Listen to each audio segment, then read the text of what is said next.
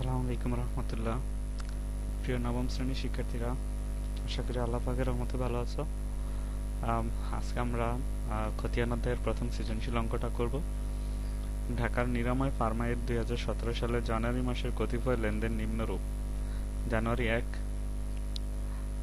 নগদ 55,000 টাকা, 50,000 টাকার কম্পিউটার এবং 30,000 টাকা মূল্যের বিক্রয়যোগ্য ওষুধ নিয়ে ব্যবসা শুরু করলেন। তাহলে উনি যে ব্যবসাটা শুরু করবেন বছরের প্রথমে জানুয়ারি মাসে এই জিনিসগুলো নিয়ে শুরু করছে। বছরের প্রথমে তিনি যা নিয়ে শুরু করেন সেগুলো হলো তার মূলধন। জানুয়ারি 3, জাহান ড্রাগস হাতে ওষুধ ক্রয় 80,000 টাকা, পুরাতন একটি প্রিন্টার মেশিন বিক্রয় 3200 টাকা, মেয়াদ উত্তীর্ণের কারণে জাহান ড্রাগসকে ওষুধ ফেরত 6,000 টাকা, নগদে ওষুধ বিক্রয় 1,40,000 টাকা। আমাদের 1 থেকে 27 তারিখ পর্যন্ত জানুয়ারি মাসের কয়েকটা লেনদেন দেওয়া হলো। উপযুক্ত তথ্য হতে প্রারম্ভিক মূলধনের পরিমাণ নির্ণয় করো। জানুয়ারি 3 থেকে 27 তারিখের লেনদেনের সাধারণ জাবেদা দেখাইতে বলছে। 1 তারিখেরটা না, 3 তারিখ থেকে 27 তারিখ। আর উপযুক্ত লেনদেনের ভিত্তিতে নগদান হিসাব, অফিস সরঞ্জাম হিসাব, ক্রয় হিসাব ও পাওনাদার হিসাবের খতিয়ান প্রস্তুত করব। মানে পাওনাদার হিসাব প্রস্তুত করো। তো হিসাব প্রস্তুত করা মানে হলো খতিয়ান তৈরি করা আর কি। যেহেতু এখানে কোনো পদ্ধতি বলে নাই যে টি সক নাকি চলমান জেড সক, সেহেতু আমরা এখানে যে কোনো একটা পদ্ধতি অবলম্বন করে এই হিসাবগুলোর খতিয়ান করে ফেলব। তো শুরু করি আমরা। উপযুক্ত তথ্য হতে প্রারম্ভিক মূলধনের পরিমাণ নির্ণয় করতে বলছি। তাহলে আমরা ক নম্বর দিই।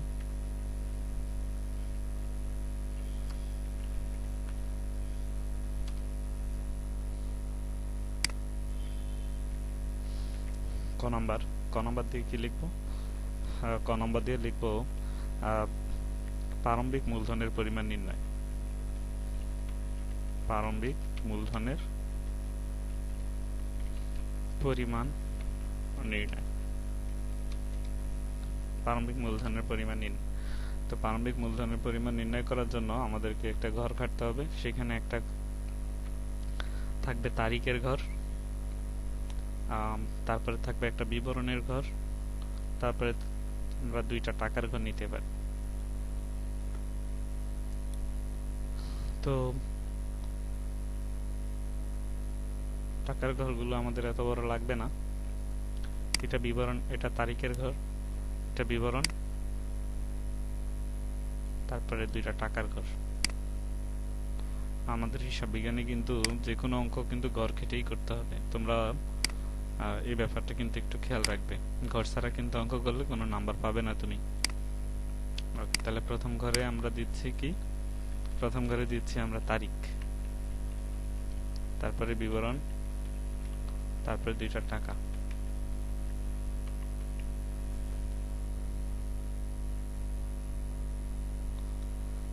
দুইটা টাকা, ওকে। প্রথমে তারিখ দিব 2017 জানুয়ারির 1, 2017 জানুয়ারি 1 তারিখ। তো জানুয়ারির 1 তারিখে আমাদের যা যা হয়েছে আমরা সেগুলোর মাধ্যমে প্রারম্ভিক মূলধনের পরিমাণ নির্ণয় করব। তো জানুয়ারির 1 তারিখে দেখো উনি নগদ 55,000 টাকা নিচ্ছে, তো আমরা লিখব নগদ। নগদের ঘরে লিখব 55,000। ওকে। এরপরে তিনি কি নিছেন? 50,000 টাকার কম্পিউটার। কম্পিউটারকে আমরা কি বলবো? কম্পিউটারকে আমরা কম্পিউটারই বলতে পারি অথবা অফিস সরঞ্জামও বলতে পারি। কম্পিউটার। কম্পিউটার নিয়েছেন উনি 50,000 টাকার। কম্পিউটার নিয়েছেন 50,000 আর 30,000 টাকা মূল্যের বিক্রয়যোগ্য ওষুধ। তাহলে আমরা এখানে লিখব বিক্রয়যোগ্য ওষুধ। বিক্রয়যোগ্য। তো বিক্রয়যোগ্য ওষুধকে আসলে তুমি যেটা করবা সেটা হলো ক্রয় হিসাব লিখবে। কেন? কারণ তুমি তোমার প্রতিষ্ঠানে বিক্রয়যোগ্য কোনো জিনিস রাখা মানে কি? তুমি সেগুলো কি করবে? তুমি সেগুলো ক্রয় করে এনেছো, তাই না? তো এটা ক্রয় হিসাবে আমরা এই 30,000 টাকাটা লিখব। উনি বছরের প্রথমে এই জিনিসগুলো নিয়ে কি করছেন? ব্যবসা শুরু করেছেন। তো আমরা এই 55,000, 50,000 এবং 30,000 যোগ দিয়ে আমরা এই ঘরে লিখে ফেলবো। তাহলে কত আসে? 1,30,35,000, 1,35,000।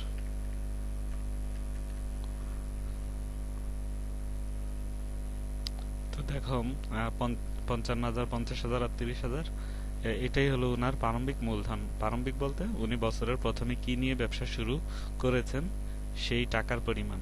তাহলে বছরের প্রথমে নগদ 55,000 টাকা নিলেন, কম্পিউটার নিলেন 50,000, বিক্রয়যোগ্য ওষুধ এগুলো উনি ক্রয় হিসাব করে ক্রয় হিসাবে লিপিবদ্ধ হবে, কারণ উনি এগুলো বিক্রয় করবেন।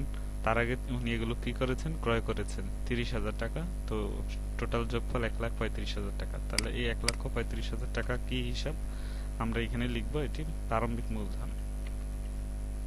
প্রারম্ভিক মূলধন। এই আমাদের ক অঙ্ক শেষ হলো, যে এখানে আমরা উপযুক্ত তথ্য হতে প্রারম্ভিক মূলধনের পরিমাণ নির্ণয় করে। শিক্ষার্থী বন্ধুরা সবসময় মনে রাখবে, প্রারম্ভিক মূলধনের পরিমাণ নির্ণয় করতে বললে তোমরা জানুয়ারি মাসের 1 তারিখে যে লেনদেনটা আছে সেই লেনদেনের টাকার পরিমাণ যোগ করে দেবে। এভাবে তারিখ দিবে, বিবরণ দিবে, দুইটা টাকার ঘর দিবে। কারণ অনেকগুলো টাকা থাকলে ইনার কলামে আমরা সেই টাকাগুলো বসিয়ে টোটাল যোগফলটা আমরা সর্বশেষ ঘরে দিই, এই কারণে। এরপরে আমাদেরকে বলছে 3 তারিখ থেকে 27 তারিখের সাধারণ জাবেদা দেখাও। 3 তারিখ থেকে 27 তারিখের সাধারণ জাবেদা দেখাবো। তো সাধারণ জাবেদা অলরেডি তোমরা করছো। সাধারণ জাবেদা 5টা ঘর থাকে। তাহলে আমরা এখন সেটা শুরু করতেছি। তো সাধারণ জাবেদার ঘর থাকে 5টা। তারিখ, হিসাবের নাম ও ব্যাখ্যা, খতিয়ান পৃষ্ঠা, ডেবিট টাকা এবং ক্রেডিট টাকা। তো শিক্ষার্থীরা আমরা 3 তারিখ থেকে 27 তারিখে সাধারণ জাবেদা দেখাবো। কার? নিরাময় ফার্মা। নিরাময় ফার্মা। তাহলে আমরা এখানে লিখব নিরাময় ফার্মা এর সাধারণ জাবেদা। তো সাধারণ জাবেদার 2017 সালের জানুয়ারি 3 তারিখ থেকে শুরু হবে। তাহলে আমরা লিখব 2017 জানুয়ারি 3। জানুয়ারি 3 তারিখ থেকে যে শুরু হবে,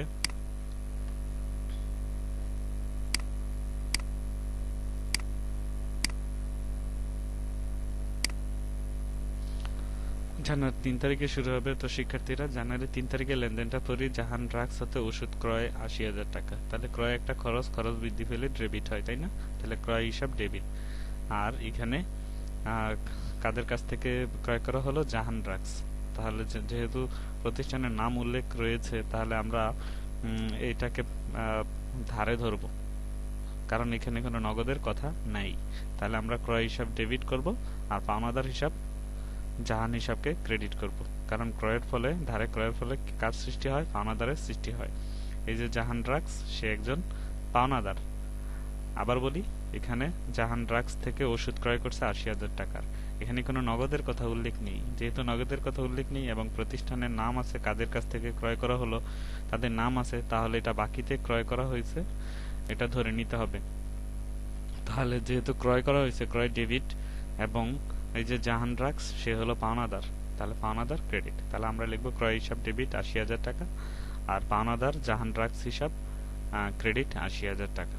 ব্যাখ্যার মধ্যে লিখবো ধারে পণ্য ক্রয় করা হলো। এখানে পণ্যটা হলো ওষুধ, যেহেতু উনি ওষুধের ব্যবসা করতেছেন, উনার ব্যবসাটা হলো ওষুধ। তাহলে ক্রয় হিসাব ডেবিট আমরা লিখতেছি ক্রয় হিসাব ডেবিট ক্রয় হিসাব ডেবিট আর পাওনাদার হিসাব পাওনাদার হিসাব ব্র্যাকেটে তুমি লিখে দিতে পারো জাহান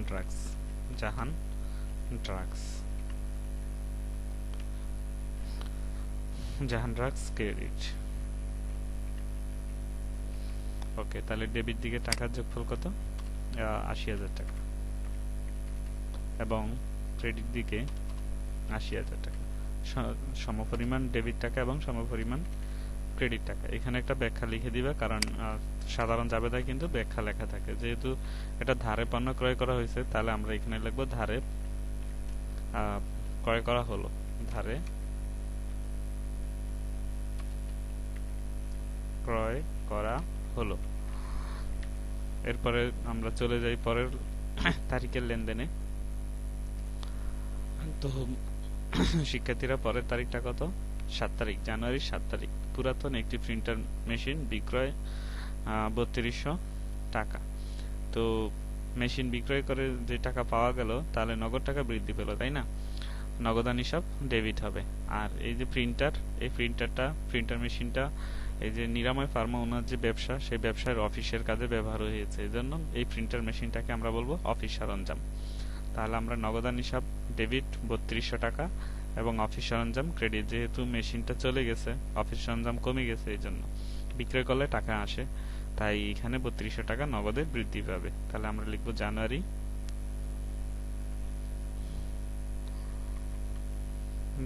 কত? জানুয়ারি হলো 7 তারিখ। জানুয়ারির 7 তারিখে লিখবো কি? জানুয়ারির 7 তারিখে লিখবো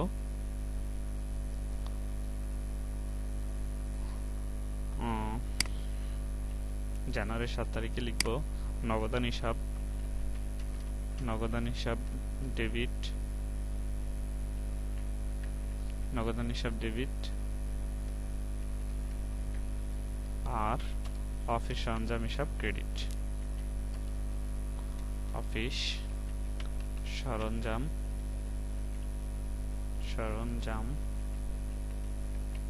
হিসাব ক্রেডিট। ডেবিট ক্রেডিট নির্ণয় তোমাকে শিখতেই হবে, কারণ এগুলো খুবই গুরুত্বপূর্ণ বিষয়। 3200 টাকা।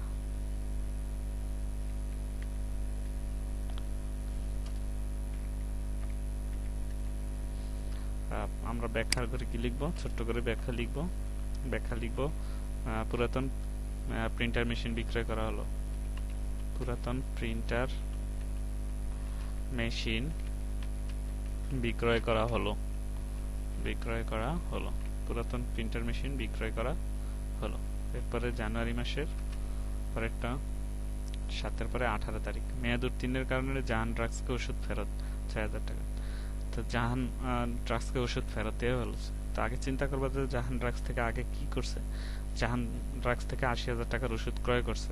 সেই ক্রয়কৃত ওষুধ 18 তারিখে গিয়ে 6000 টাকা, 80,000 টাকার ওষুধের মধ্যে 6000 টাকার ওষুধের মেয়াদ উত্তীর্ণ হয়ে গেছে, মানে এগুলো এখন আর মেয়াদ নাই।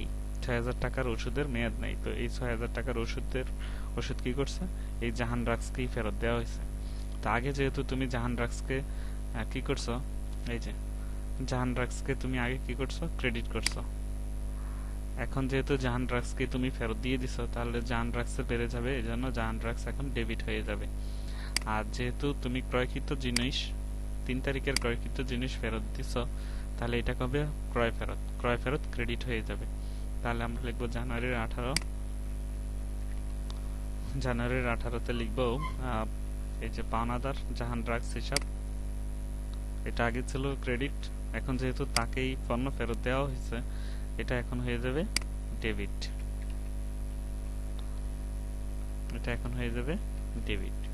আর ক্রেডিট কি হবে? যেহেতু তুমি পণ্য ফেরত দিয়েছো, আগে কি করছিলা? আগে ক্রয় করছিলা ক্রয়। এখন ক্রয়কৃত জিনিস যেহেতু পাওনাদার জাহান ড্রাগসকে তুমি ফেরত দিয়ে দিছো, তাহলে জাহান ড্রাগসের বেড়ে গেছে, বাড়লে ডেবিট। আর তোমার কমে গেছে কি? ক্রয়। তাহলে ক্রয়কৃত জিনিস ফেরত দিয়ে দিছো, তাহলে ক্রয় ফেরত ক্রেডিট। ক্রয় ফেরত হিসাব ক্রেডিট।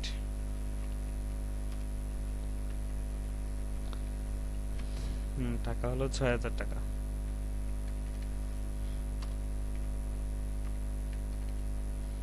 তাহলে আমরা বলবো মেয়াদ উত্তীর্ণ হয় ক্রয়কৃত জিনিস ফেরত দেওয়া হলো। মেয়াদ উত্তীর্ণ হওয়ায় ক্রয়কৃত পণ্য ফেরত দেওয়া হলো। ওকে। তারপরে জানুয়ারি মাসের কত তারিখ? জানুয়ারি মাসের 27 তারিখ। 18-র পরে 27। নগদ ওষুধ বিক্রয় 1,40,000 টাকা। তাহলে নগদে যে ওষুধ বিক্রয় করা হলো 1,40,000 টাকা, এর কারণে কি হলো? এর কারণে নগদ 1,40,000 টাকা ইনকাম হলো, আসলো। তাহলে নগদান হিসাব বাড়লো। অপরপক্ষে বিক্রয় হলো আয়, আয় যখন বৃদ্ধি পায় তখন ক্রেডিট হয়। আর তোমরা মনে রাখবে বিক্রয় সবসময় ক্রেডিট। তাহলে নগদান হিসাব ডেবিট, বিক্রয় হিসাব ক্রেডিট 1,40,000 টাকা। 27 তারিখ লিখবো নগদান হিসাব ডেবিট,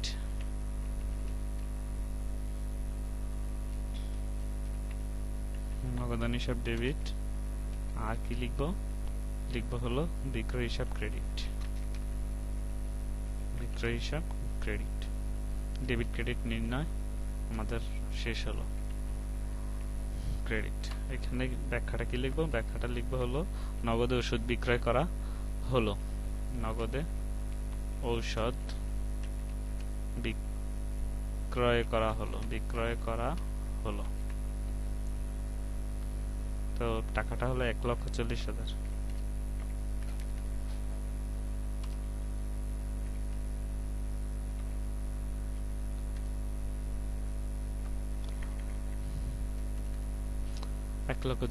টাকা। শিক্ষার্থী বন্ধুরা, এই যে আমাদের এখন আমরা একটা যোগফল টান দেব।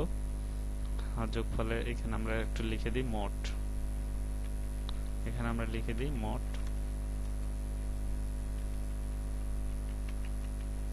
টাকাটা আমরা যোগ করে দেব 80,000, 3200, 6,000, 1,40,000।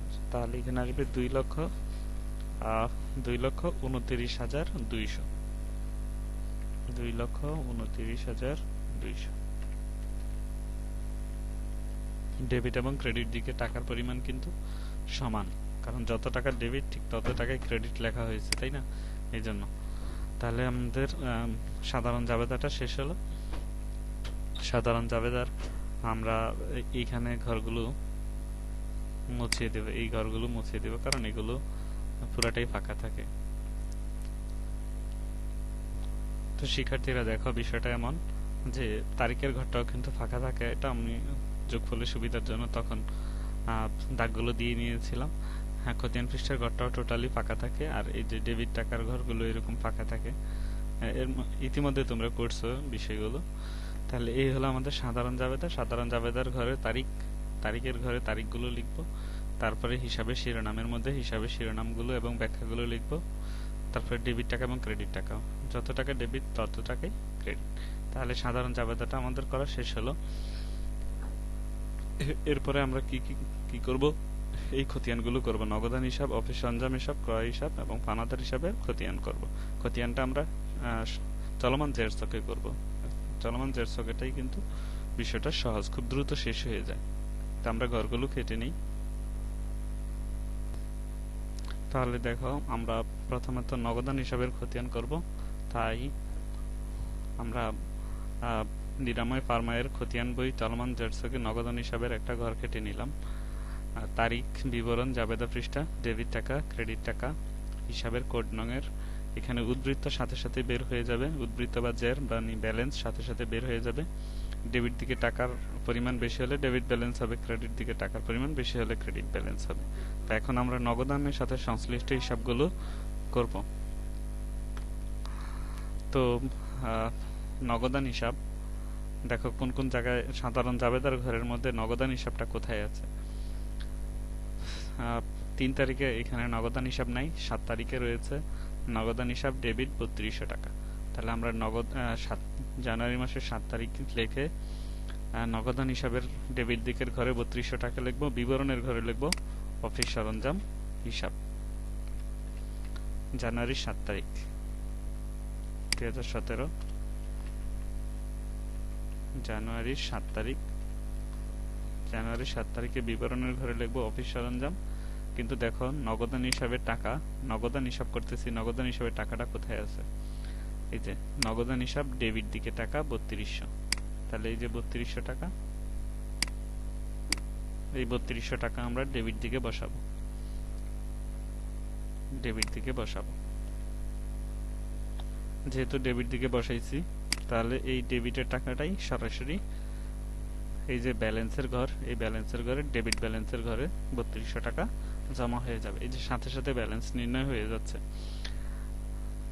নগদান হিসাবে জানুয়ারি মাসের 7 তারিখে ডেবিট দিকে 3200 টাকা, এই ডেবিট দিকে টাকাটা ব্যালেন্সের ঘরে ডেবিট ঘরেই চলে গেল সরাসরি।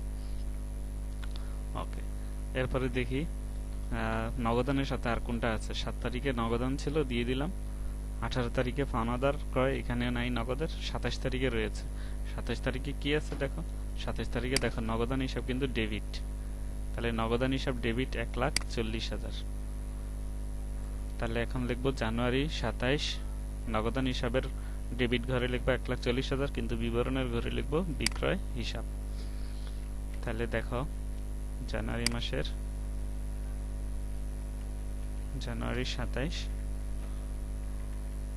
বিবরণের ঘরে লিখবো বিক্রয় হিসাব। আবার বলি, এই দেখো নগদান ডেবিট 1,40,000, এই 1,40,000 টাকা ডেবিট দিকের ঘরে লিখবো।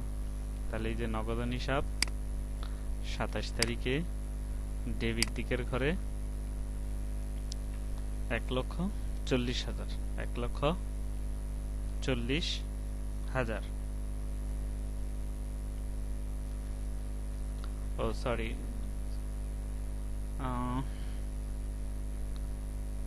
ছাত্রছাত্রীরা এখানে একটু আমাদের আমরা ওই যে এই বিষয়টাও কিন্তু আমাদের একটু খেয়াল রাখতে হবে। এখানে যদিও আমাদের সাধারণ জাবেদা বলে নেই, প্রারম্ভিক মূলধনের ক্ষেত্রেও কিন্তু একটা সাধারণ এখানে একটা নগদ আছে 55,000। এই 55,000 টাকা কিন্তু আমাদের জানুয়ারি মাসের 1 তারিখে দিতে হবে। তাহলে আমাদের এটা একটু ভুল হয়েছে, সেটা হলো প্রথমে জানুয়ারি মাসের 1 তারিখ দিয়ে শুরু হবে।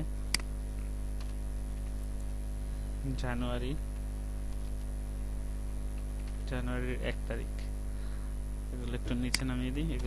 এগুলো ঠিক আছে, টাকার পরিমাণটা একটু পরে লিখতেছি। আচ্ছা, আবার শুরুটা করি, নাহলে বুঝবে না।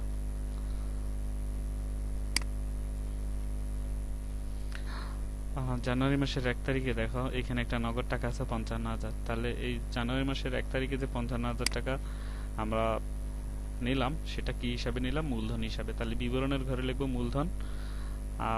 আর এখানে আসলে জাবেদাটা এরকম হয় সাধারণত, নগদান হিসাব ডেবিট, মূলধন হিসাব ক্রেডিট। তাহলে নগদান হিসাব যেহেতু 55,000 টাকা ডেবিট, এই জন্য নগদান হিসাবে এখানে আমরা 55,000 টাকা ডেবিট ঘরে লিখবো 55,000।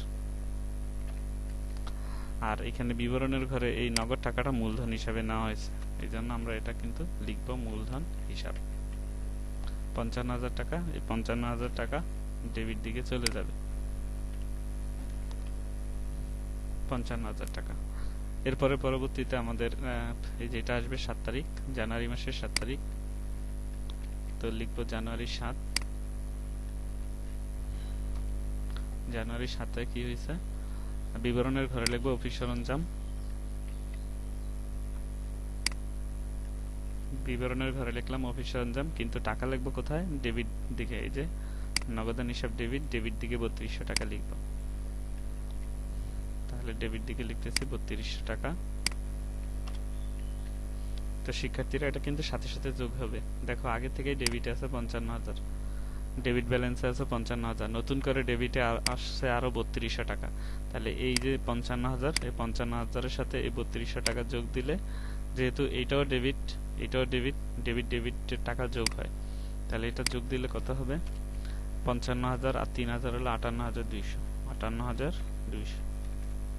সাথে সাথে টাকার পরিমাণটা যোগ হয়ে যাবে। এরপরে আছে কত? এরপরে আছে জানুয়ারি মাসের 27 তারিখ। জানুয়ারি মাসের 27 তারিখ, জানুয়ারি মাসের 27 তারিখে বিবরণের ঘরে লিখবো বিক্রয়, বিবরণের ঘরে লিখবো বিক্রয় হিসাব।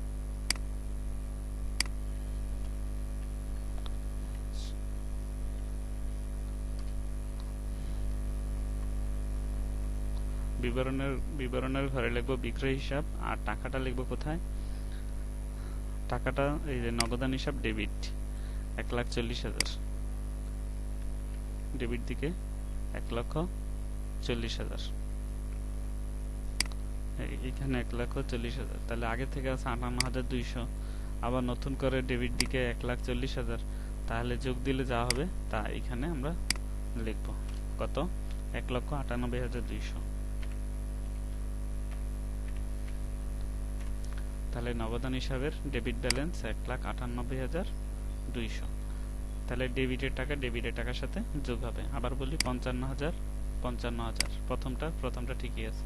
এই 55,000-এর সাথে এই ডেবিট দিকের 3200 টাকা যোগ দিলে 58,200, 58,200-এর সাথে আবারও ডেবিট দিকের 1,40,000 টাকা যোগ দিলে 1,98,200। তার মানে নগদান বইয়ের ডেবিট ব্যালেন্স 1,98,200।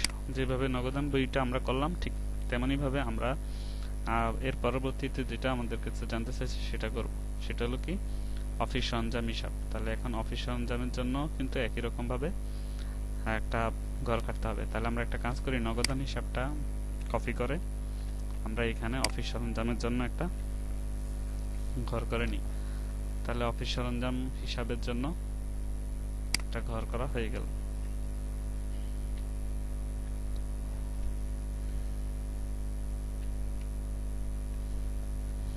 আমরা এখানে লিখব অফিস সরঞ্জাম, অফিস সরঞ্জাম।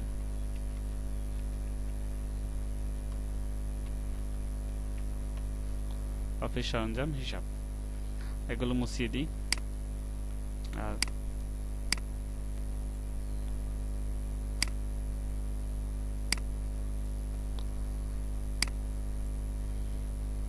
একটু নিচে নামিয়ে দিই, বুঝতে সুবিধা।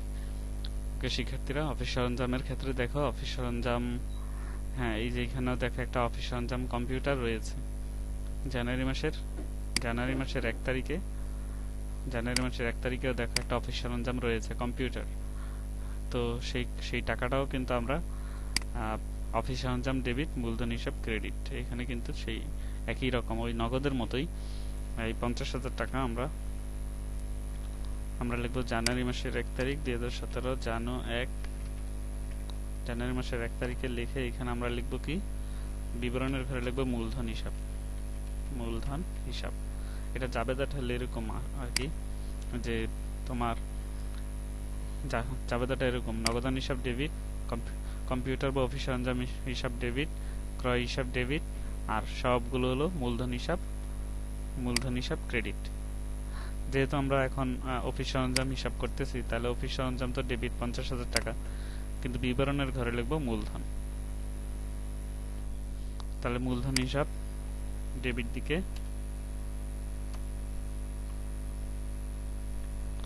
ডেবিট দিকে 50,000,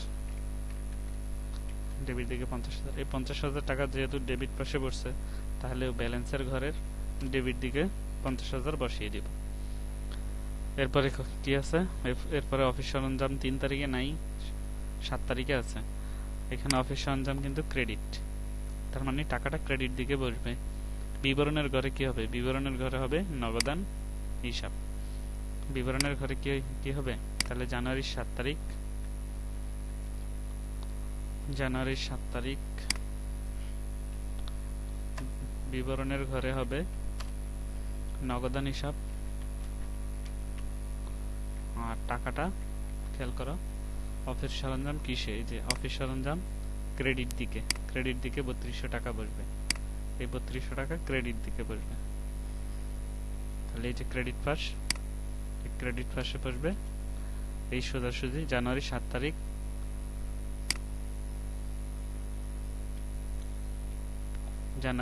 তারিখ এই অফিস সরঞ্জাম হিসাব জানুয়ারি 7 তারিখে ক্রেডিট দিকে 3200 টাকা। তাহলে দেখো ডেবিট ব্যালেন্স, এই যে ডেবিট ব্যালেন্স আছে 50,000। এই 50,000 টাকা থেকে ক্রেডিট দিকের 3200 টাকা বাদ দেব। বাদ দিলে ডেবিট দিকে আরো থাকবে কত টাকা, সেই টাকাটাই এখন আমরা লিখব 46,800 টাকা। তাহলে ডেবিট দিকের 50,000 টাকা, ডেবিট ব্যালেন্সের 50,000 টাকা থেকে ক্রেডিট দিকের 3200 টাকা বাদ দিলে 46,800 টাকা। আশা করি বুঝতে পেরেছে। তো এই অফিস সরঞ্জামের হিসাবের আমাদের শেষ। এরপরে আমরা যেটা করতে বলছে সেটা করব, ক্রয় হিসাবের একটা খতিয়ান করব। একই রকম ভাবে আমরা এটাকে কপি করে নিয়ে যেহেতু ঘর একই, এখানে আমরা শুধু বসিয়ে দেব কি, ক্রয় হিসাব। আমরা এই হিসাবটাকে লিখব ক্রয় হিসাব। এই ঘরগুলো ফাঁকা করে দিই।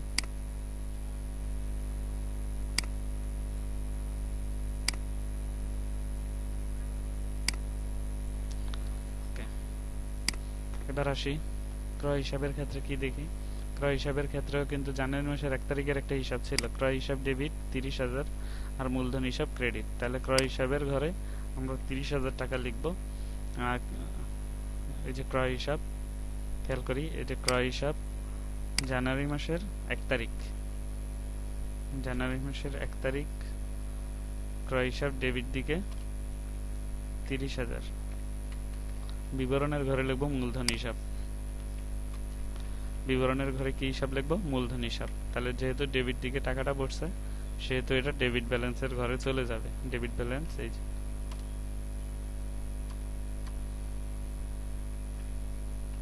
ডেবিট ব্যালেন্সের ঘরে 30,000 টাকা চলে গেল। এরপরে আসো আর ক্রয় আছে কিনা। হ্যাঁ আছে, 3 তারিখে আছে ক্রয়। 3 তারিখে ক্রয় কি বলা আছে? 3 তারিখে ক্রয় হিসাব ডেবিট দিকে 80,000 টাকা বসবে। বিবরণের ঘর হবে পাওনাদার জাহান ড্রাগস। খেয়াল রেখো। তাহলে জানুয়ারি 3 তারিখ ক্রয় হিসাবের ডেবিট দিকের ঘরে টাকা বসবে, বিবরণের ঘরে হবে পাওনাদার হিসাব। তাহলে আমরা লিখতেছি জানুয়ারি মাসের জানুয়ারি 3 তারিখ বিবরণের ঘরে হবে জাহান ড্রাগস পাওনাদার,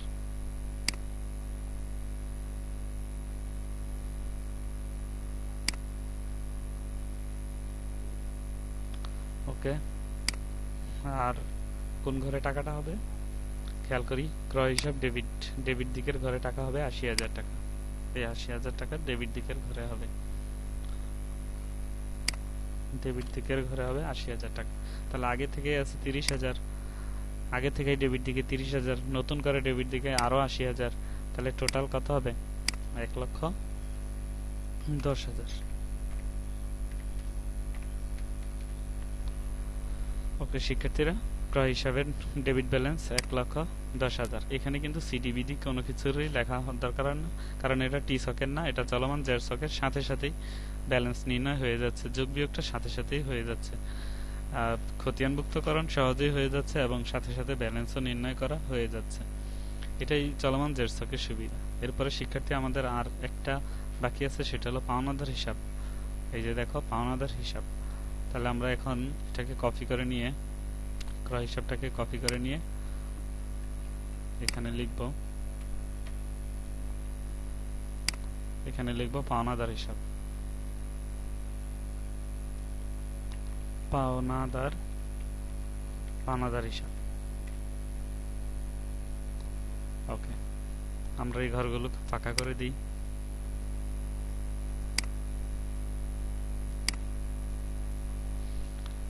তো শিক্ষার্থীরা দেখো, আমরা একটু দেখি যে পাওনাদার হিসাবগুলো কোথায় কোথায় আছে।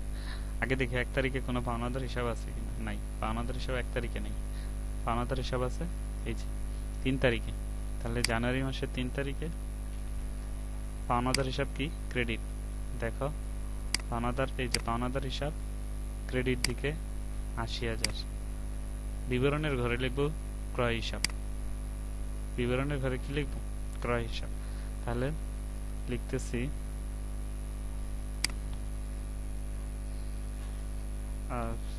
সরি, এখানে লিখব জানুয়ারির 3 তারিখ, জানুয়ারির 3 তারিখ বিবরণের ঘরে লিখব ক্রয় হিসাব। আর টাকাটা কোথায়? খেয়াল করি আবারও, এই যে পাওনাদার ক্রেডিট দিকে 80,000, পাওনাদার ক্রেডিট দিকে কত? 80,000। পাওনাদার ক্রেডিট দিকে 80,000। যেহেতু ক্রেডিট দিকে পড়ছে তাহলে ক্রেডিট ব্যালেন্সের মধ্যে এই টাকাটা চলে যাবে, 80,000 টাকা। তাহলে পাওনাদার, খেয়াল করি, পাওনাদার হিসাব জানুয়ারি মাসের 3 তারিখে ক্রেডিট দিকে 80,000, ক্রেডিট ব্যালেন্স 80,000। এরপরে আর দেখি পাওনাদার হিসাব আর আছে কিনা। 3 তারিখের পরে 7 তারিখে নাই পাওনাদার, 18 তারিখে রয়েছে। জানুয়ারি মাসের 18 তারিখে পাওনাদার হিসাব ডেবিট 6,000। তাহলে আমরা জানুয়ারি মাসের 18 তারিখ লিখব। এখানে জানুয়ারি মাসের 18 তারিখ, জানুয়ারি মাসের 18 তারিখ লিখে কি লিখব? জানুয়ারি মাসের 18 তারিখ এই যে জানুয়ারি মাসের 18 তারিখ বিবরণের ঘরে লিখব বিবরণের আমরা জানুয়ারি মাসের 18 তারিখ পাওনাদার হিসাবকে তো ডেবিট দিকে 6000 টাকা লিখব বিবরণের ঘরে লিখব ক্রয় ফেরত হিসাব বিবরণের ঘরে কি লিখব ক্রয় ফেরত হিসাব এই যে বিবরণের ঘর এই বিবরণের ঘরে লিখব ক্রয় ফেরত হিসাব আর টাকাটা কোথায় ভালো করে দেখো টাকাটা কিন্তু ডেবিট পাশে এই যে পাওনাদার হিসাব ডেবিট দিকে 6000 টাকা তাহলে ডেবিট দিকে আমরা 6000 টাকা বসাচ্ছি